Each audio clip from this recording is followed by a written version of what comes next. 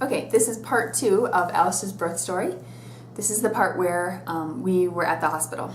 So it started, we arrived at the hospital around 4 o'clock p.m. on Saturday, June 25th.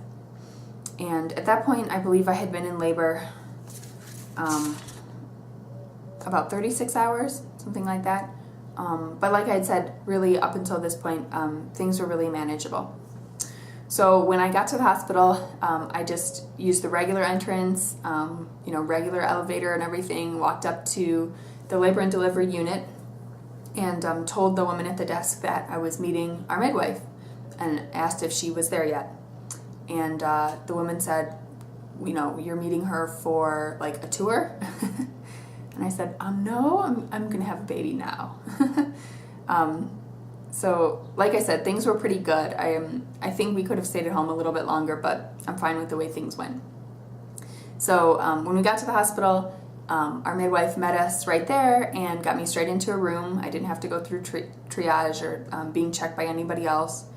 As soon as I got there, they have a policy of everybody getting 20-minute continuous monitoring, continuous fetal monitoring for the first 20 minutes. Just to establish a baseline. So I knew I had to get that right away. So they made me get into bed and put on the heart monitor and the contraction monitor for that 20 minutes. As soon as I lay down and they put the monitors on me, the very next contraction I had broke my water. I felt a little pop and then like this gush of liquid. It wasn't so much that it soaked everything, but I was still wearing my clothes. I was still wearing my regular underwear with a pad, and it definitely totally soaked the pad and the chucks that I was laying on. So it ended up being perfect timing. Since I was positive for Group E strep, as soon as my water broke, I needed to start antibiotics by IV. So I was sort of already there, already hooked up, and when they were administering the antibiotics, I needed to be on a monitor anyway. So there I was, and everything just sort of fell into place. So I got my first dose of penicillin, I believe that's what it was, some form of penicillin, at that time while they were monitoring me. My midwife checked me, and I was at 5 centimeters. I was really hoping to be at closer to 7 or something, but I had a feeling I was around 5, so it turned out to be pretty close to right. As soon as that was over, I got to get up out of bed. Mike and my mom came in the room with me and stayed throughout. And at that point I was having contractions about every 2 minutes. So it would give me about a 30-second break between them. And I was mostly feeling okay. Again, able to move around a lot. I was using different yoga positions, using the birthing ball, just walking around the room, sort of enjoying the music. And sort of as the night progressed, things got more intense. I hit the transition phase around 7 p.m., something like that. And so it was about 7 or 8 centimeters. And my back pain then was really pretty hard to deal with. I tried using ice, and that helped for a while, and then it felt too sensitive. So then I tried a hot water bottle, and that helped sort of for the rest of the time.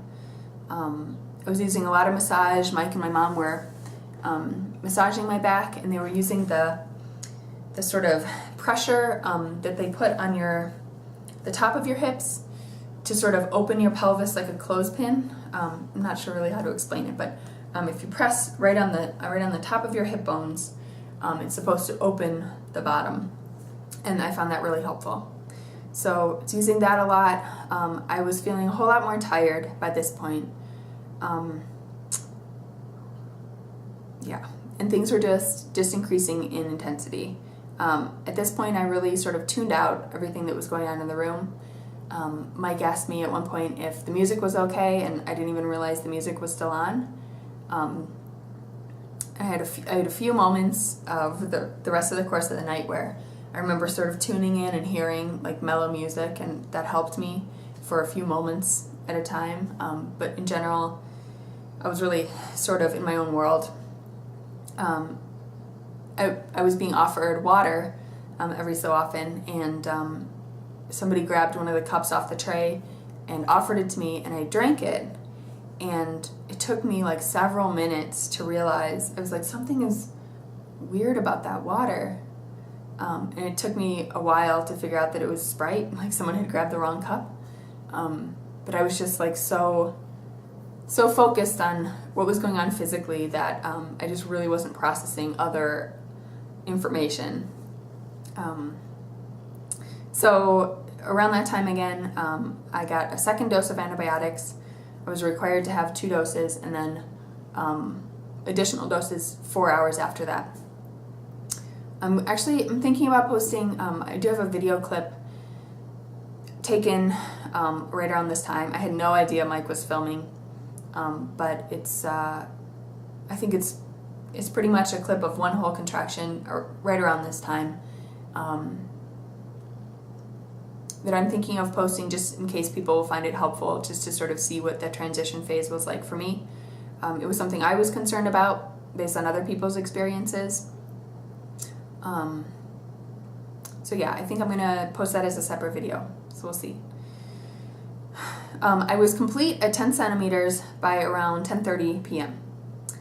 And it was sort of anticlimactic because I had really hoped that, you know, I would get to complete dilation and just feel this urge to push and get a second wind of energy and just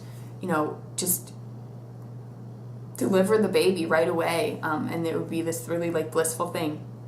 But I got to complete, and I didn't feel any urge to push. I tried, we went ahead and sort of practiced pushing anyway, but at this point I was just really feeling tired, and I was waiting for that second wind again, and it just wasn't coming. So tried a bunch of different positions. I used a squatting bar where they sort of installed this like an arch over the bed that I was able to get into position, put my arms up on it, and squat supported in the bed. I used that a lot. Also, I got off the bed, and Mike sat on the edge of the bed, and I squatted, sort of using him for support. Again, just trying to use gravity to move things along, and hopefully, you know, start to feel like I wanted to push and that we were going to be making progress. But again, it just wasn't happening. Around 2 in the morning, my contractions just continued to slow down, and by that point they were about 10 minutes apart, but really powerful. And I know that's normal, that your contractions will slow down around that time to give your body time to recover so that your pushes will be really productive. But I still just was not feeling any urge to push at all. So I was pushing, but I just wasn't feeling the pressure in the right place, and I wasn't able to make any progress. I didn't feel like I was making any progress. I was just really getting a whole lot more tired. Around this time, because it had been so long, I had to get a 3rd dose of antibiotics, and we were starting to get close to 12 hours passing since my water broke. And sort of that time frame that opens you up to possibility of more infection for the baby. So I could tell that our midwife was getting a little bit anxious about trying to get the baby out soon. We're still trying to turn the baby, but at that point I was too exhausted to squat anymore. I just couldn't hold myself up, and I couldn't. I'd been kneeling for a while using the squatting bar because that required less energy. But really, by this point, 2, 3 in the morning, I didn't have the energy to be hauling myself up onto the bar at every contraction either. So I was doing moving from side to side to push, and again, trying to turn the baby. At that point, my midwife suggested starting the lowest possible dose of Pitocin to accelerate the contractions, because she said that they just weren't happening at the rate that they needed to be at that point the risk factors were sort of rising with time. And I was only getting more tired, and things were only slowing down more. And I really didn't want to end up with a C-section. So we started Pitocin at, I think it was like 1 milligram or whatever. It was the lowest dose. It was 1 something, whatever the unit is. And at that point, the contractions did pick up, but they were different. People talk about this. They felt different. The pressure was more diffuse. I didn't feel it. My contractions, I had felt sort of start at the top of my uterus and move down, which is what you want to happen, to be sort of squeezing the baby out. And with the Pitocin, I just felt that all over and all the muscles at the same time, just sort of generally squeezing together everywhere. They also peaked really fast. So whereas with my natural contractions, there had been like a sort of build and I could sort of prepare. After the Pitocin, they just peaked really, really fast. And we'd go from, 0 to 10 within a few seconds. So I had really not a lot of time to react. And again, all this time I was getting up every 20 minutes or so to go to the bathroom.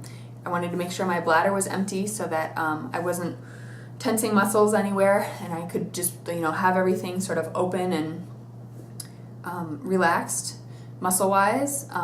And with the rate and the intensity of these contractions, it was pretty miserable. Every time I would get up to go to the bathroom, sitting on the toilet would cause me to have pretty much constant contractions, and I would have at least 4 just in the time it would take me to get into the bathroom, pee and come out. So I was really, really getting exhausted. I just can't say it enough. I was just so tired by that point, and I was really starting to feel frustrated.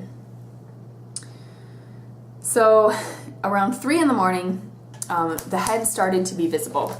So I would push, and I was using a mirror, and I would start to see, a tiny, tiny bit of hair visible.